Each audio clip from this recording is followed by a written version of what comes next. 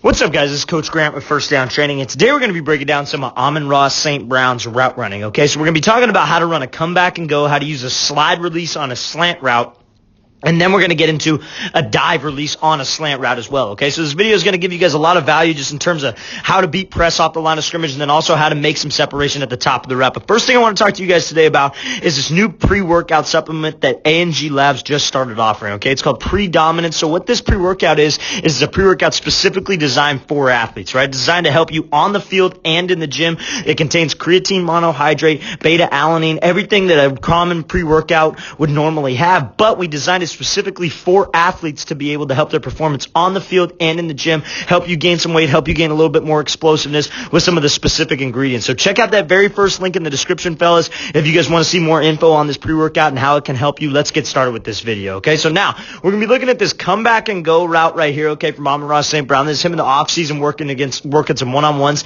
So let's play this thing full speed, then we'll break it down. So he comes off here, snaps this thing off, 1, 2, 3, gives that little jab, and then bursts upfield, right? So now, the thing about this is when we work this comeback and go, fellas, is that we got to self-fade because we want to get him to commit his hips, right? So anytime I'm working a normal comeback, a dig, curl route, whatever it is, we got to be able to self-fade, right? Got to be able to sell vertical.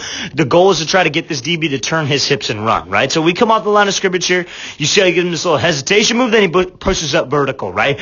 Outside release, and now the one thing I want you to see is when he gets to the top of this route, he kind of gives this little peek back technique, right? When you peek back with those eyes, that gets that DB to overcommit, right? It gets him to commit to this fade. It gets him to think fade, and then we could snap this thing off and get out of the break right now if I were to be running a normal comeback, right? So now, how he's able to change direction effectively here from running full speed, peeking back, doing everything else, is you want to be violent with your hips. You see how when he snaps down here, he stays in stride. He's violent with his hips. He's dropping his chin to his knee because he's trying to sell like he's actually running this comeback. But also, we got to be able to decelerate. And how I decelerate, you don't want to think of it as like decelerating.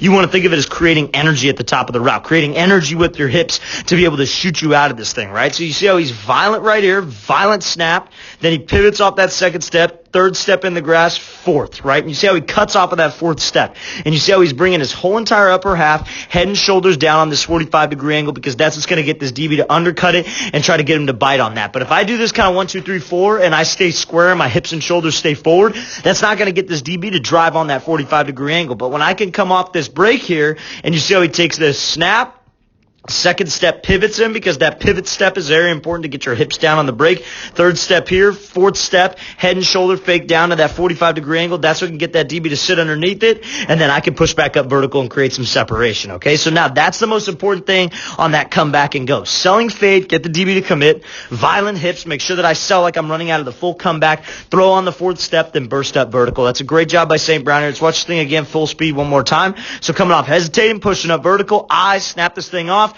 4-step break, and we're in and out of this thing, okay? So now we're going to be looking at this slide release here. So this slide release is a real good way to get separation when we're a later read on the play, right? So let's watch it full speed, then we'll break it down. So you see how he's here, slides, gives him that 1-2, and then he accelerates off and catches this ball for an easy touchdown, right? So now, when this DB's pressed up, right? Pressed up, and you can tell by body language he could try to be physical and he could try to get hands. That's how we could tell that this DB might be physical. But how we beat a more physical guy who's going to try to lunge at me and maybe get hands is by getting into a good range with him, right? So you see when he comes off the line, he kind of takes that little false step right here, almost like this split release to kind of see where this DB's at, right? Getting a read for him, see if he's going to jam me, come at me with two hands, but then we slide into open space, right? And then he gives him this 1-2. And now when he gives him that 1-2, where's this DB going to be looking at, right? He's going to be looking at the St. Brown's hips. So when we understand that where a DB's looking is going to be your hips, it makes it that much easier to understand how I can get some separation on this thing, how I can throw my upper half, how I can turn my shoulders and give a little head fake, but really ultimately turning my upper half. That's the goal, being able to throw your hip out almost like a crossover and selling with your upper half and with your hips and almost opening up to get him to be off that platform. By opening up, I don't mean opening up with your toe and opening up your hips. I mean keeping your toes forward, weight on the inside part of your foot, and selling with your upper half like this. By opening up, I mean being loose with your upper half. That's the entire goal. Now, Now, a lot of people think on this slide release what they'll do is they'll slide into open space, they'll slide into this range,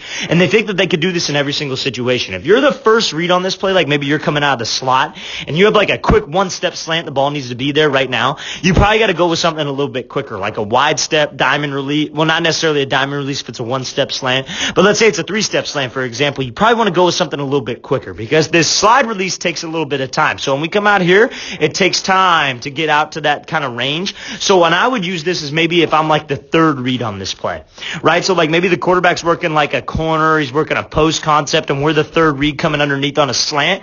That's when I would want to work this slide release when I see a man coverage situation because the quarterback's going to be going from post to corner, back down to slant, right? So we got to understand when to use this type of release because it takes a little bit longer. If this were a quicker release, it would be like more of a first read play, but that's the thing.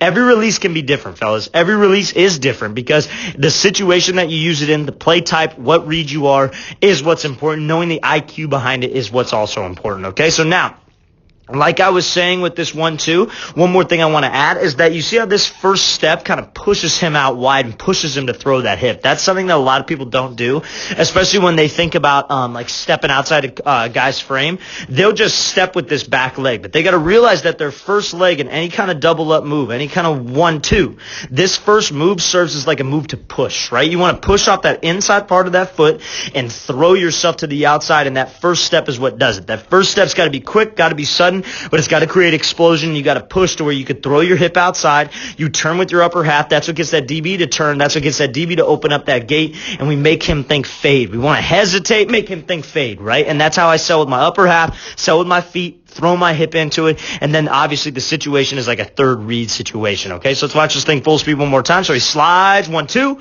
throw my upper half, get that DB to open up his hips, and then we go, okay? So now we're going to be looking at this kind of dive release, and he breaks it back for a slant. So this is going to be kind of one of those same scenarios where this takes a while, so we would probably use this when I'm like a third read on a play, right? So let's watch this thing full speed. So you see he's here, he dives to the inside, takes 3 steps back to the slant, and then is able to win over the middle, right? So now this is a pretty clean route right here. But again, like I said, we want to use this when we're like a third read on the play, right? Maybe I'm the number 2 receiver. I got a slant. Maybe it's like a corner situation, and then the outside guy's got like a hitch or something like that. But it's where I'm a third read situation.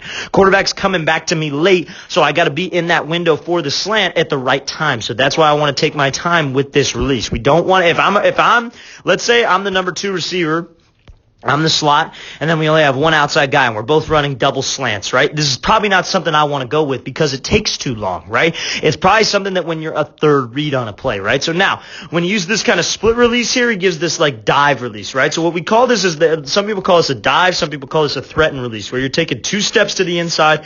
The goal is to get that DB to sit on like a drag or to sit on a slant. Now, again, because this is one-on-ones and there's not really an actual defense, be prepared for a DB not necessarily to commit on this as much, because you're not going to be running a drag in one-on-ones. That's not something that you would normally work on in one-on-ones. But in an actual live game scenario, 7-on-7, this probably sells a little bit more because that guy's threatened by that. That guy's threatened by a drag, threatened by a slant. If you're in one-on-ones and a guy runs a drag on you, it's like, oh, nice, dude. You beat me on a drag. So when you're in a live game scenario, that dive release is very important. And you see when he dives on this release, St. Brown here, he gives this split and he goes 1-2. But you see how he commits his shoulders and commits his hips, and he's got speed on this dive. When you guys have speed and you commit your upper half, that's what can get that DB to turn his hips and commit on it. He can overcommit. He can want to jump on this thing, and then we can break it back outside. And he goes 1-2-3 here, and again, fighting those hands, being physical with this guy, and I'm able to accelerate over the middle and pump those arms, right? Again, it's a race to the ball. If I drive my arms out of this thing, continue to run, I win that race. So I get separation off the line, and then when I'm running a slant like this, again, like a third read slant, I pump my arms and I continue to drive off of this thing and win that race back to the ball, because everything's a race, fellas. Can you get separation? But also the main thing is, can you keep separation? St. Brown does a great job of that on this play. Let's watch it again full speed one more time. So using that split, dives to the inside, 3 steps out, and accelerate back over the middle. Great job. All right, guys, I really want to thank you for watching. I really appreciate it. If you guys have any questions at all, leave those in the comments. And again, guys, if you want a pre-workout supplement specifically made for athletes to help with your energy levels, help you to gain weight, help you with strength in the gym, and also performance on the field, check out that very first link in the description, guys. Give you some more info on our pre-workout. I'll see you guys next time.